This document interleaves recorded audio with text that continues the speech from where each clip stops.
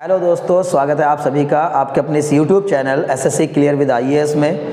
आज के अपने इस वीडियो लेक्चर में हम लोग 12 दिसंबर 2022 को एसएससी सीजीएल की होने वाली परीक्षा के सेकंड शिफ्ट के जीएस और जीके के क्वेश्चंस को डिस्कस करेंगे। इन क्वेश्चंस को डिस्कस करने के साथ साथ हम लोग कुछ और अनदर फैक्ट्स भी डिस्कस करेंगे, जिससे कि आपको आपकी आने वाली सभी अपकमिंग एग्जाम्स में, चाहे वो एसएससी जीडी का एग्जाम हो या वो एसएससी सीएचएसएल का एग्जाम हो या एसएससी सीजीएल का ही एग्जाम हो या कोई और अनदर एग्जाम हो, जो भी एग्जाम्स की आप प्रिपरेशन कर रहे हैं उसमें आपके लिए काफ़ी हेल्पफुल होंगे। मैं उम्मीद करता हूँ कि अगर आपने लास्ट तक वीडियो के बने रहे और लास्ट तक वीडियो को अंत तक देख लिया तो आपको इन 10 क्वेश्चन के साथ साथ कम से कम 10-12 फैक्ट्स और जानने को मिल जाएंगे। तो आपको 10 से 15 मिनट के अंदर अंदर 20-25 क्वेश्चंस तैयार हो जाएंगे, जिनमें से कम 4 से 5 क्वेश्चंस हर एक परीक्षा में मिलने की संभावना बनी रहती है। तो चलिए बिना किसी देरी के लगाए हम लोग शुरू करते हैं आज के क्वेश्चंस। और पहला क्वेश्चन देखिए क्या दिया गया है। पहले क्वेश्चन में था वास्को डी गामा 1498 में कहाँ आया था। अब सबसे पहली बात तो सोचने वाली यह है कि इतना रिपीटेड क्वेश्चन है कि पता नहीं क्या तो हो गया है, हर एक एग्जाम की ये डिमांड बन गया है। सबसे पहले भारत कौन आया था, भारत की खोज किसने की थी, भारत की खोज करने वाला जो था वो कहाँ का निवासी था। मतलब ये वास्को डी गामा पर लग रहा है जैसे उसके ऊपर पूरी रिसर्च कर डालो बस, कि वास्को डी गामा पर क्वेश्चन ही क्वेश्चन पूछे जा रहे हैं। इससे पहले की शिफ्ट में भी ये क्वेश्चन पूछा जा चुका है और अभी भी पूछा गया, ठीक है ना। मतलब कम से कम 2-3 शिफ्टों में इसी एक टॉपिक से क्वेश्चन पूछ लिया उसने। तो सबसे पहली बात, 1498 में पुर्तगाल निवासी वास्को डी गामा भारत में केरल के कालीकट तट पर आया था। बस ये ध्यान रखना है। उसने पूछा हालांकि कहाँ पर है कि कहाँ आया था, तो आपको बताना है केरल के कालीकट तट पर आया था, ठीक है ना। ये केरल के कालीकट तट पर आया था, ठीक है। अभी फिलहाल तो इस क्वेश्चन का आंसर तो ये हो गया कि केरल के कालीकट तट पर आया था, लेकिन इसी क्वेश्चन को वो आपसे पूछ सकता है कि भारत की खोज करने वाला कौन, कहाँ का निवासी था, या फिर ये भारत के समुद्री मार्ग की खोज करने वाला कहाँ का निवासी था। तो ये पुर्तगाल का निवासी था। ये भी बात एक आपको ध्यान रखनी है कि ये जो निवासी था कहाँ का निवासी था, वास्को डी गामा पुर्तगाल का निवासी था, ठीक है ना, पोर्तुगीज था ये, ठीक है। दूसरी बात, भारत की खोज या भारत के समुद्री रास्ते की खोज किस वर्ष हुई थी, तो आपको ये भी फैक्ट याद रखना है कि 1498 में हुई थी, ठीक है ना। तो मुझे उम्मीद है कि ये इसके आसपास के और भी अनदर फैक्ट्स जो हैं वो आप अच्छे से तैयार कर सकते हैं, जान सकते हैं, ठीक है ना। फिर इसके बाद वो आपसे ये भी पूछ सकते हैं कि सबसे पहली कंपनी कौन सी आई थी भारत में। ये सब चीज़ें इसके आसपास के जो क्वेश्चन हैं वो आपको जरूर तैयार कर लेने हैं। चलिए अगले क्वेश्चन की तरफ बढ़ते हैं। इसने कहा हाल ही में किसको यूनेस्को के द्वारा अमूर्त सांस्कृतिक विरासत के रूप में मान्यता दी गई है।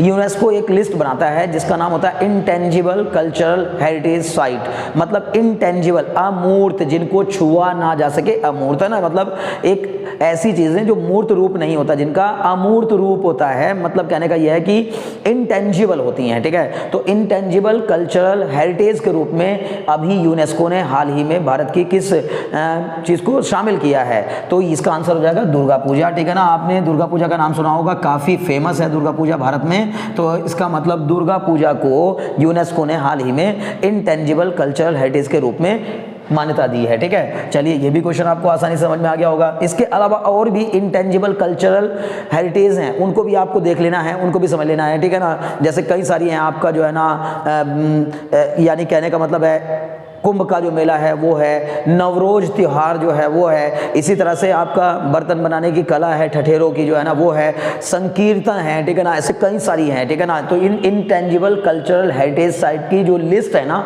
उनको आप एक बार जरूर देख लीजिएगा। उस लिस्ट में से क्वेश्चन अक्सर पूछा जाता है इंटेंजिबल, बस आपको यही से देखना है, intangible cultural heritage by UNESCO, उसमें पूरी लिस्ट आ जाएगी। और मुश्किल से 15-16 हैं, एग्जैक्टली मुझे याद नहीं है अभी फिलहाल, लेकिन 15-16 होंगी, वो आपको देख लेनी है। में से क्वेश्चन पूछे जाते हैं, ठीक है ना। तो अभी देखिए पूछा गया है निम्न में से कौन कार्यपालिका का प्रमुख होता है। अब आपको ऑप्शन के अकॉर्डिंग इसका आंसर देना है। अब मैं एक्चुअली ऑप्शन नहीं समझ पा रहा हूं इसमें ऑप्शन क्या क्या एग्जैक्टली दिए गए थे, लेकिन क्वेश्चन कुछ ऐसा ही था कि कार्यपालिका का प्रमुख कौन होता है। तो अगर मैं आपको कहूं कि संघ की कार्यपालिका का प्रमुख कौन होता है, तो बिना टेंशन लिए आप राष्ट्रपति आंसर लगा देंगे, क्योंकि आप जानते हैं कि राष्ट्रपति ही भारत की संघ की कार्यपालिका का प्रमुख होता है और वही हर एक कार्यपालिका की हर एक उसके लिए मतलब जो शक्तियां हैं, भारत की जो कार्यपालिका की शक्तियां हैं वो राष्ट्रपति के अंदर निहित हैं, ठीक है ना, राष्ट्रपति में निहित है।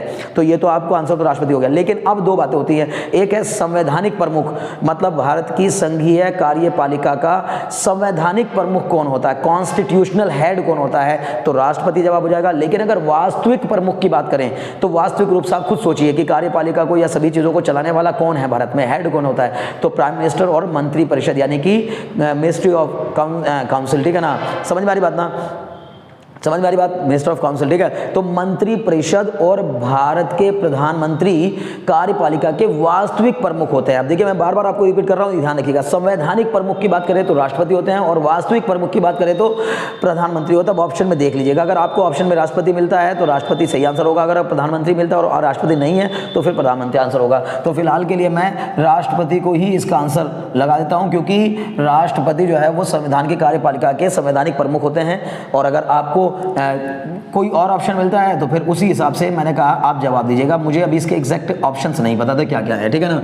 चलिए अगले क्वेश्चन में पूछा गया था भारत में हरित क्रांति की शुरुआत किस दशक में हुई थी, कौन से साल। अब देखिए ये भी रिपीटेड क्वेश्चन है, इससे पहले के शिफ्ट में भी पूछा जा चुका है, ठीक है ना। इससे पहले के शिफ्ट में क्या पूछा था कि भारत के में हरित क्रांति का जो उद्देश्य था वो क्या था, यानी कि हरित क्रांति का जो जोर था वो किस चीज की पैदावार पर था, किस फसल के उत्पादन पर सबसे ज्यादा जोर दिया गया था। तो ये क्वेश्चन इससे पहले में पूछा गया। अब बताओ हरित क्रांति यानी ग्रीन रिवॉल्यूशन पे ही इससे पहले भी क्वेश्चन आया, फिर से क्वेश्चन आ गया। तो जिन लोगों का पहली शिफ्ट में पेपर हो गया उनके लिए थोड़ी मुश्किल है, लेकिन जिनका आने वाली शिफ्टों में पेपर होता है ना, पहली एक दो शिफ्ट के पेपर का एनालिसिस से ना अगली शिफ्ट के पेपर में काफी हेल्प मिल जाती है। आपको आइडिया तो लग ही जाता है कि किस तरह के क्वेश्चन आ रहे हैं, किस तरह के क्वेश्चन पूछे जा रहे हैं। तो भारत में हरित क्रांति की का जो किस फसल के उत्पादन पर ज्यादा जोर दिया गया था, गेहूं और चावल की फसल के उत्पादन पर सबसे ज्यादा जोर था। भारत में हरित क्रांति का उद्देश्य यही था कि गेहूं और चावल की पैदावार को बढ़ाया जाए। अब लेकिन इस बार क्या क्वेश्चन पूछा कि किस दशक में इसकी शुरुआत हुई थी, तो 1960 के दशक में इसकी शुरुआत हुई थी।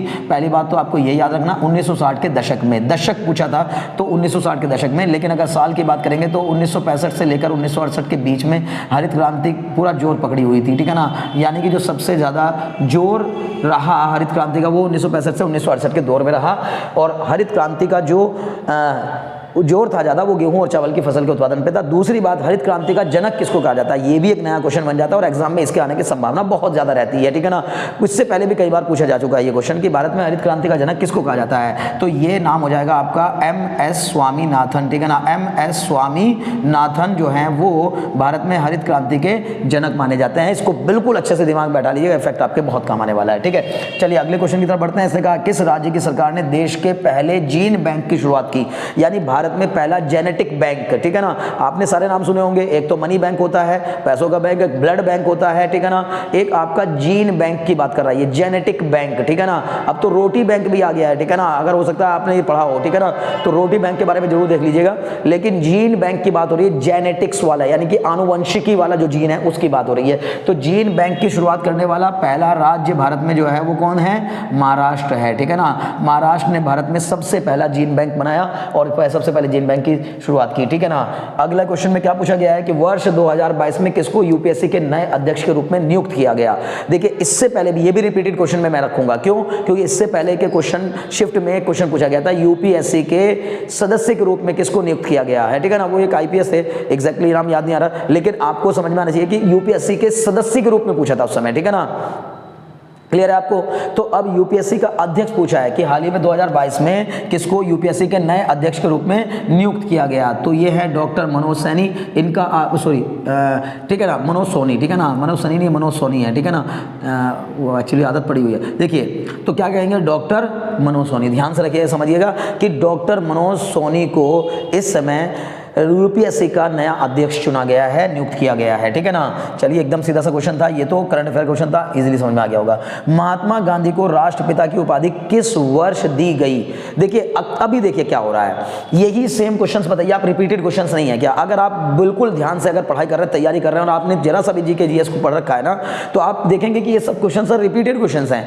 क्यों, रिपीटेड इसलिए है क्योंकि इससे पहले ज़्यादातर क्वेश्चन में पूछ रहा था किसने किया था। जैसे ये है ना कि महात्मा गांधी को राष्ट्रपिता की उपाधि किसने दी थी, इससे पहले बहुत बार पूछा गया क्वेश्चन किसने दी थी। और अब की बार क्या पूछ रहा है कि किस वर्ष दी गई थी, ठीक है ना। उसी तरह से इससे पहले पूछा गया था यहाँ पर कि कौन आया था, अब कहाँ आया था, ठीक है ना, समझ में आ रही बात। इससे पहले भारत में हरित क्रांति की शुरुआत किसने की थी, पहले आ चुका है क्वेश्चन, अब कब की थी, ठीक है ना। तो मतलब देखिए क्या हो रहा है, बस उन्हीं क्वेश्चंस को ना पलट पलट के दे रहा। तो अगर आपने वही चीजें जो मेन इंपॉर्टेंट फैक्ट्स हैं भारत के, उनको अगर पढ़ रखे हैं तो आपको इजीली क्वेश्चन सॉल्व करने में कोई भी डिफिकल्टी, कोई परेशानी नहीं आएगी, बहुत आसानी से आप क्वेश्चन सॉल्व कर सकते हैं। तो महात्मा गांधी को राष्ट्रपिता की उपाधि किस वर्ष दी गई थी, तो 1944 में सिंगापुर रेडियो स्टेशन से देश को संबोधित करते हुए किसने, बताइए, ये तो पता होगा ना, नेताजी सुभाष चंद्र बोस ने। क्वेश्चन पहले भी आ चुका है कि बताइए राष्ट्रपिता की उपाधि दी किसने थी, यानी सबसे पहले भारत में, यानी कि गांधी जी को बापू किसने कहा था या राष्ट्रपिता किसने कहा था,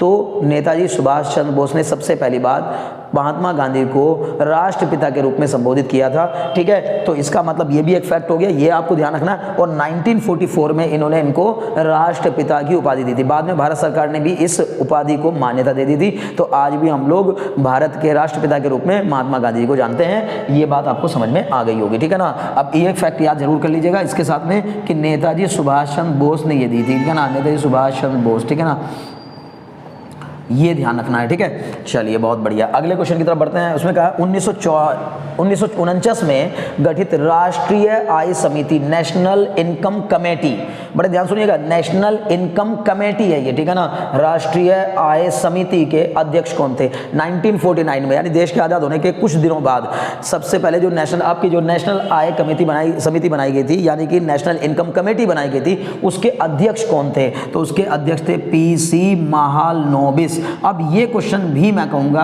कि ये रिपीटेड है, क्योंकि भाई इससे पहले पीसी महालनोबिस पर एक क्वेश्चन पूछा जा चुका है कि बताइए द्वितीय पंचवर्षीय योजना का जोर किस पर था, ठीक है ना। तो वो उद्योग के उत्पादन पर था। आपको मैंने पहले बता चुका हूं, इससे पहले की शिफ्ट के जो क्वेश्चंस मैंने डिस्कस किए थे उनमें मैंने पहले बताया था ये कि दूसरी पंचवर्षीय योजना का जो जोर था वो उद्योगों के उत्पाद, यानी उद्योगों के विकास पर, औद्योगिक विकास और उत्पादन पर था, ठीक है ना। अब वो किसके मॉडल पर आधारित था, यानी कि वो जो दूसरी पंचवर्षीय योजना थी उसको किस मॉडल के ऊपर बनाया गया था, तो महालनोबिस मॉडल कहा जाता है उसको, पीसी महालनोबिस मॉडल के तौर पर उसको लिया गया था। तो महालनोबिस पर पहले भी क्वेश्चन आ चुके हैं, अभी फिर से क्वेश्चन पूछा गया कि राष्ट्रीय आय समिति के अध्यक्ष उस समय कौन थे, तो पीसी महालनोबिस इसका सही आंसर होगा, ये याद रखिएगा, ठीक है ना, महालनोबिस। ओके, चलिए अगले क्वेश्चन की तरफ बढ़ते हैं। इसने कहा वनस्पति का अध्ययन विज्ञान की किस शाखा में किया जाता है, तो सबसे पहली बात, विज्ञान में बहुत सारी चीज़ों के अलग अलग स्टडी करने के जो तरीके होते हैं उनको अलग अलग शाखाओं में, ब्रांच में बांटा गया है। जैसे मान लीजिए कार्बन के कंपाउंड को अगर मुझे करना हो तो उसको ऑर्गेनिक केमिस्ट्री, यानी कार्बन के कंपाउंड का अध्ययन करना हो तो उसको ऑर्गेनिक केमिस्ट्री कहेंगे। अगर मुझे कार्बन के अलावा किसी और एलिमेंट के कंपाउंड की स्टडी करनी हो तो उसको इनऑर्गेनिक केमिस्ट्री कहेंगे। अगर मुझे किसी मशीनों से रिलेटेड विज्ञान को पढ़ना है तो उसको मैकेनिक्स कहेंगे। उसी तरह से बायोलॉजी, अगर मुझे जीव जंतुओं और वनस्पतियों के बारे में अध्ययन करना है तो उसको जीव विज्ञान कहेंगे, ठीक है ना। तो पहली बात तो ये बात समझने वाली है कि जीव जंतुओं और वनस्पतियों के अध्ययन से रिलेटेड जो विज्ञान होता है उसको जीव विज्ञान कहते हैं। अब ऑप्शन में क्या दिया था उसी के अकॉर्डिंग उसका आंसर देना था, लेकिन इसमें दो होते हैं, बायोलॉजी की दो ब्रांच होती हैं, एक बॉटनी और जूलॉजी। तो जूलॉजी में जंतु विज्ञान, जूलॉजी को कहते हैं जंतु विज्ञान, और बॉटनी को कहते हैं वनस्पति विज्ञान। मतलब वनस्पतियों का जो अध्ययन है वो बॉटनी में किया जाता है। पहली बात तो ये ध्यान रखने वाली है कि बॉटनी जो है, बॉटनी उसको वनस्पति विज्ञान ही कहते हैं, ठीक है ना, उसका हिंदी नाम क्या ही है, वनस्पति विज्ञान। लेकिन जो बॉटनी है वो वनस्पति विज्ञान, ये भी बायोलॉजी की एक शाखा है, ठीक है ना। बायोलॉजी मतलब जीव विज्ञान की एक शाखा है, ठीक है ना। तो या तो ऑप्शन में बॉटनी दे रखा होगा तो बायोलॉजी दे रखा होगा, अगर बॉटनी या बायोलॉजी में जो भी दे रखा था तो वही आप आंसर लगाएंगे। अगर दोनों दे रखे होंगे तो बॉटनी जो है वो सही आंसर हो जाएगा। तो वनस्पति विज्ञान, क्योंकि बायोलॉजी एक बड़ा विज्ञान हो गया जिसमें कि हम जीव जंतुओं का भी अध्ययन करते हैं और वनस्पतियों का भी अध्ययन करते हैं, दोनों का अध्ययन आएगा तो बायोलॉजी में आएगा। और अगर स्पेशली वनस्पति का अध्ययन करने की बात कहेंगे तो वनस्पति विज्ञान में आएगा, यानी बॉटनी में आएगा। और अगर जीव जंतुओं का केवल स्पेशली अध्ययन करने की बात कहेगा तो वो जूलॉजी में आएगा, यानी कि जंतु विज्ञान में आएगा, ठीक है। अगले क्वेश्चन की तरफ बढ़ते हैं। इसने कहा फिनॉल के उत्पादन में किस पदार्थ का उपयोग किया जाता है। देखिए सबसे पहली बात तो उसने हमसे पूछा फिनॉल के उत्पादन में किस पदार्थ का उपयोग किया था। ये क्वेश्चन मैं मानूंगा कि ये मुश्किल क्वेश्चन में से आता है, क्योंकि 9th-10th की क्लास में फिनॉल का कहीं जिक्र नहीं है, तो इसलिए 9th-10th के साइंस में आता ही नहीं है। लेकिन साइंस के क्वेश्चंस फिर भी वैसे ज़्यादातर तो आसान क्वेश्चन दिए हैं। इसमें अभी फिलहाल एक ही क्वेश्चन मेरे को देखने को मिला। इससे पहले वाले वीडियो लेक्चर मैंने आपको बताया उसमें कई सारे क्वेश्चन थे, मतलब इससे पहले की शिफ्ट में भी हर बार रसायन विज्ञान पर 2 से 3 क्वेश्चन हर शिफ्ट में, 2-3 क्वेश्चन हर शिफ्ट में आए हैं, ठीक है। तो फिर रसायन विज्ञान के क्वेश्चंस को आप थोड़ा सा ध्यान समझिए। तो पहली बात, फिनॉल के उत्पादन में किस पदार्थ का उपयोग किया जाता है, तो ऑप्शन में था क्यूमीन, और उसी का ही उपयोग किया जाता है क्यूमीन, CUME यानी क्यूमीन, ठीक है ना। ये ध्यान रखना है कि क्यूमीन का उपयोग करते हैं हम लोग फिनॉल का उत्पादन करने में। अब लेकिन आपको इसके साथ साथ क्या याद कर लेना है, क्योंकि आगे आने वाले एग्जाम में अब ये शायद ना पूछे कि फिनॉल के उत्पादन के लिए किस चीज का उपयोग किया जाता है।